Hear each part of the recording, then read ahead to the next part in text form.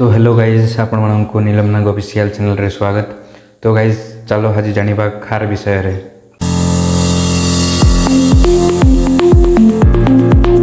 जानते कि खार किए बनाइतिले हाउ से खार उची गपचरी हाउ से खार रो मालिक किए हाउ भारत रे खाँ पाखरे थिला से खार एटा सही कथा होछि जोटा कि आपणक मन रे केबे आसी नथिबो। जेते बेले एही कथा जानिबो आपण माने कन्फ्यूज ही जिवे। आउ हां हेबे कहबा को जाउछि सबटु फास्ट कार विषय रे। एमिति नीलमनाग ऑफिशियल चैनल रे हे वीडियोटी को हैंड जाय देखंतु। तो सांग माने 1897 रे चालुतिला कार।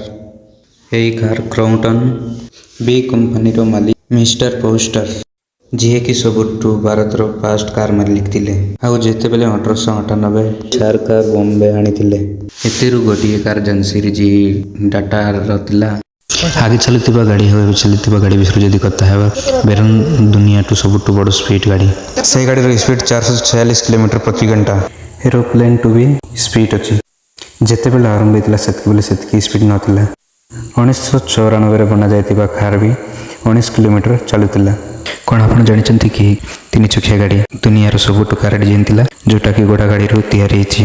ये सब 1769 रे तैयारी होता।